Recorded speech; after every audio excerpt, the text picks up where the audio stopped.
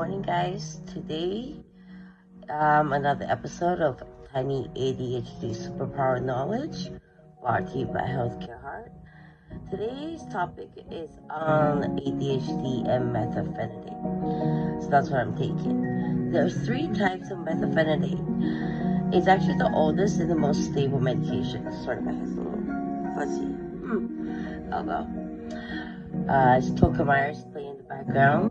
Hope that's calming for you guys to listen. So the 3 types of methylphenidate: one, immediate release IR, extended release XR, and CR is taken once daily.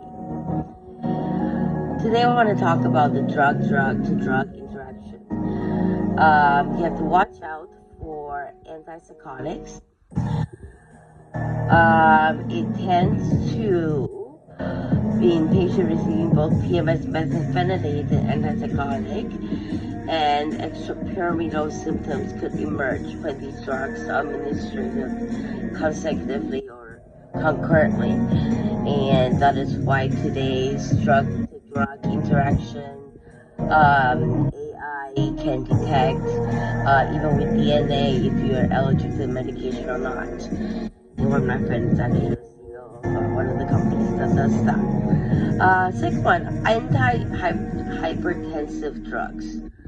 So methylphenidate may decrease the effectiveness of the drug used to treat hypertension.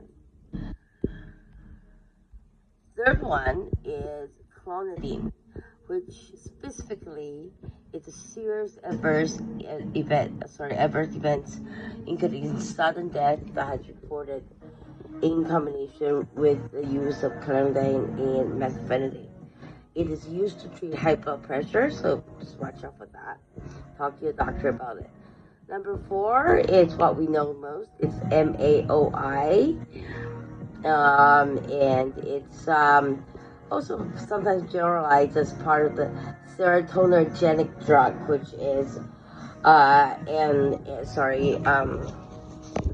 SSRI or SSNI. So the key takeaway is the fact that we really need to watch out what methylphenidate is, and if it's the right medication for the patient, and make sure you talk to your doctor about it. Second, now moving on to methylphenidate SR, which is sustained release, versus immediate release, which is what I'm taking. Here are some benefits of the IR over XR in terms of its adverse side effects. This is coming directly from the product monograph of pms-METHYLPHENIDATE, which is the only brand that I can take. So some of the side effects that it's not as prevalent in immediate release are pain, visual impairment, somnolence, which is a state of being sleepy, speech disorder, diarrhea, insomnia, nervousness, apathy, depression, anxiety, hypertension, vascular dilation, eczema, photosensitivity reaction, and skin discoloration. This is from a study in April 3rd, 2023. So here's some of the interesting takeaway for today.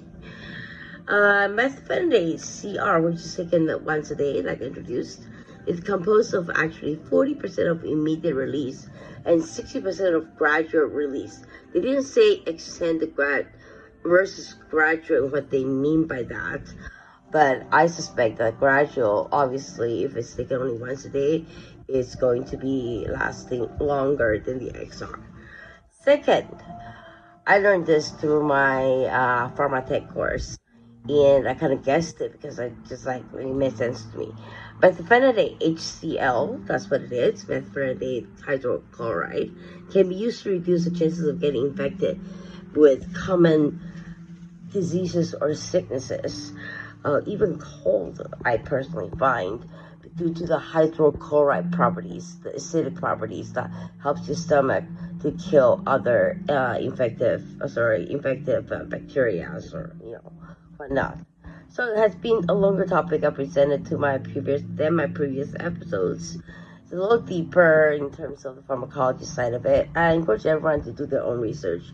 Use evidence-based articles. I have some, under the description that you can find.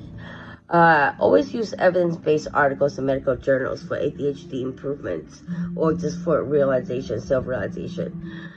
Don't rely on both medication and CBT, and don't do it just one of them.